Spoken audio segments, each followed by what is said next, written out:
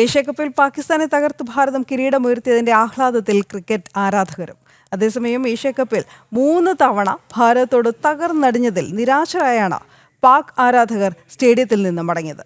Dubai രാജ്യാന്തര cricket സ്റ്റേഡിയത്തിൽ നിന്ന് ഷിൻസ് സെബാസ്റ്റ്യൻ തയ്യാറാക്കിയ റിപ്പോർട്ടിലേക്ക്.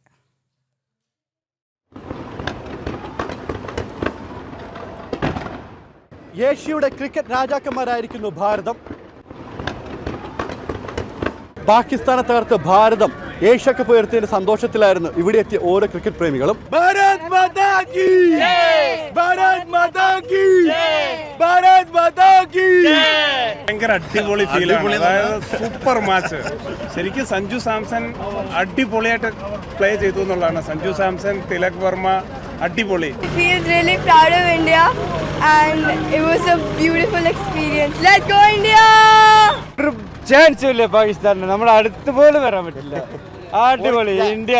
സഞ്ജു സാംസണെയും തിലക് വർമ്മയും ശിവൻ ദുബൈയും അഭിനന്ദനങ്ങൾ കൊണ്ട് മൂടുകയാണ് ആരാധകർ. അടിപൊളി, ഒന്നും പറയാനില്ല. നമ്മളെ സ്റ്റാർട്ടിങ്ങിലൊന്ന് നമ്മളെ ഗാലറി ഒന്ന് ചെറുതായിട്ടൊന്ന് ധരിപ്പിച്ചിട്ടെങ്കിലും, പക്ഷേ സഞ്ജു അതുപോലെ തന്നെ തിലക് പിന്നെ ഡൂബെ അടിപൊളി കളി. ലാസ്റ്റത്തെ 2 ഓവർ ഒരു രക്ഷയില്ലാത്ത കളിയായിരുന്നു.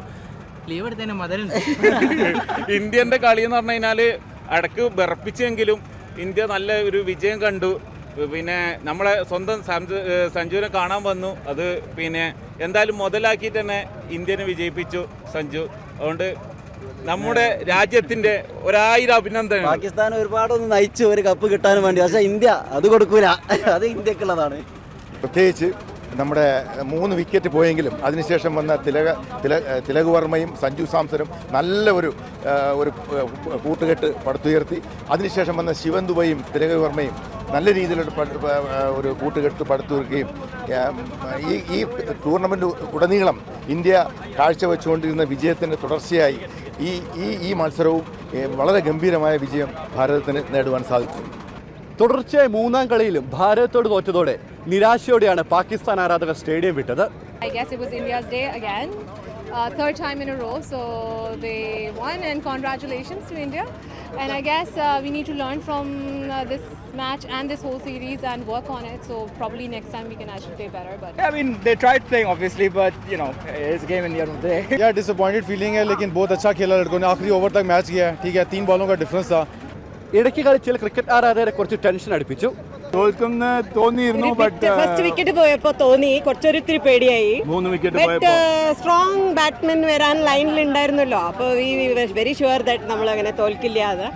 It was a fantastic match. Very good. Tilak Verma played and Sanju കുറച്ച് വേഗം വിക്കറ്റ് കൊടുത്തു എന്നാ തോന്നിയത്. He could have stayed little more better.